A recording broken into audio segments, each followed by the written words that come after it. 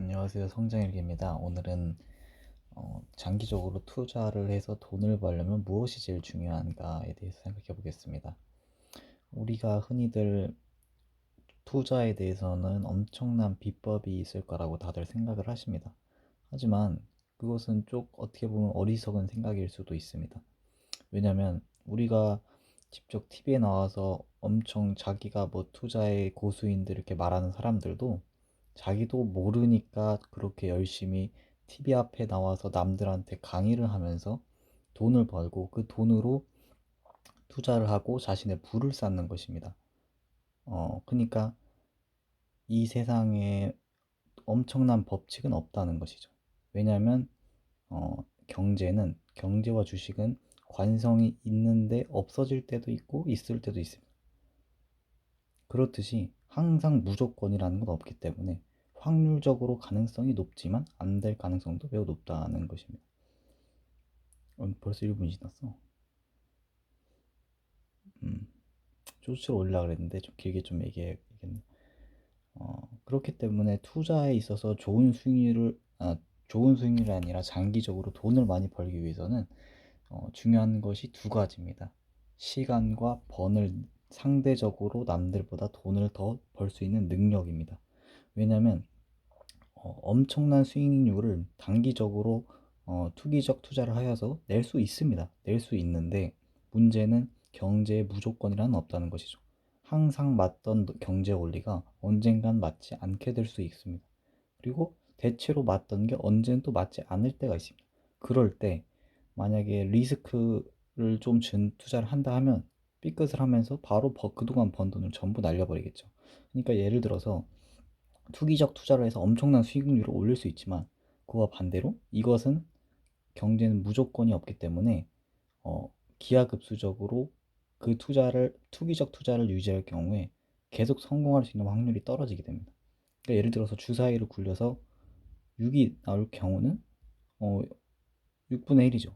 근데 그 연속으로 또 숫자 6이 나올 확률은 그러면은 36분의 1이잖아요. 그죠? 이게 기하급수적으로 계속 똑같은 수가 나올 확률은 떨어지게 된다는 겁니다. 그렇기 때문에 장기적으로 그러니까 그러니까 투자를 해서 돈을 벌려면 장기적으로 말이죠. 중요한 거는 시간, 포트폴리오를 구성해서 꾸준히 수익을 내고 그 다음에 돈을 버는 능력이 좋아야 남들보다 그러면은 포트폴리오 구성할 수 있는 돈이 커지니까 더 빠르게 부를 쌓을 수 있겠죠.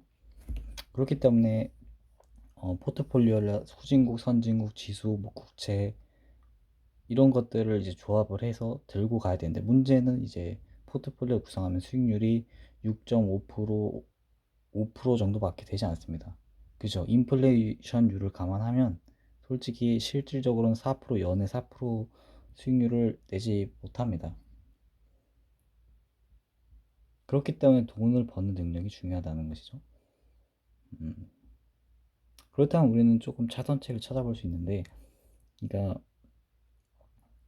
잃으면 안 되는 돈 같은 경우에는 포트폴리오를 구성해서 꾸준히 투자를 하고 그러니까 시간을 이용하는 것이죠. 복리 힘을 이용해서 그래서 투자를 하고 나머지 잃어도 되는 돈, 뭐 예를 들어 성과급, 상급 같은 거는 투기적 투자를 하는 겁니다.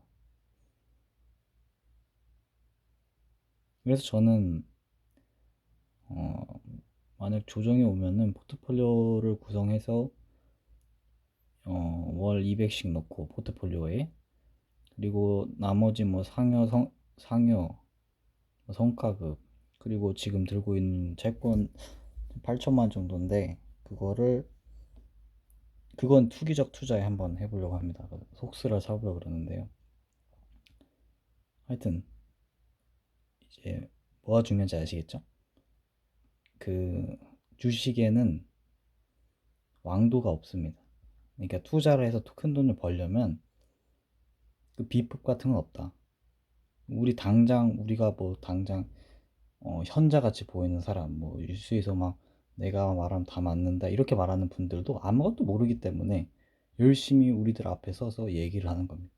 쥐도 잘 모르니까 우리한테 열심히 강의를 해서 그 번 돈을 이용해서 어, 포트폴리오 구성에 돈을 벌든 뭐 이렇게 쉽게 번 돈이니까 뭐 투기적 투자를 해서 돈을 벌든 이런 생각이겠죠.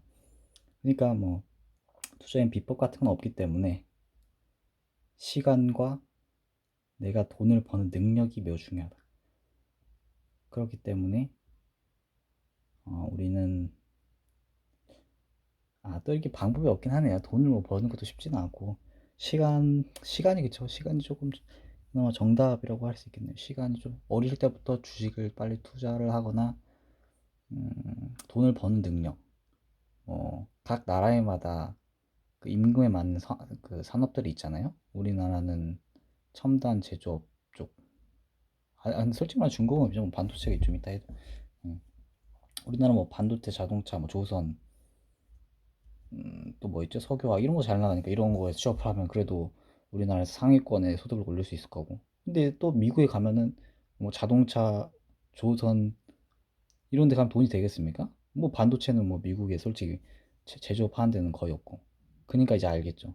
미국은 IT나 설계, R&D 쪽으로 가야 미국 내에서 높은 소득을 올릴 수 있는데 우리나라는 중공업 상대적으로 중공업 반도체 이런 쪽으로 가야 돈을 상대적으로 많이 벌 수 있다.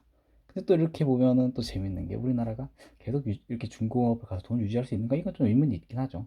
왜냐면 미국이 원래 중공업을 해서 돈을 많이 벌었는데 이제 더 임금이 오르다 보니까 그에 맞는 산업으로 바뀐 거잖아요. 그렇기 때문에 뭐 우리나라도 변화할 가능성이 또 있다.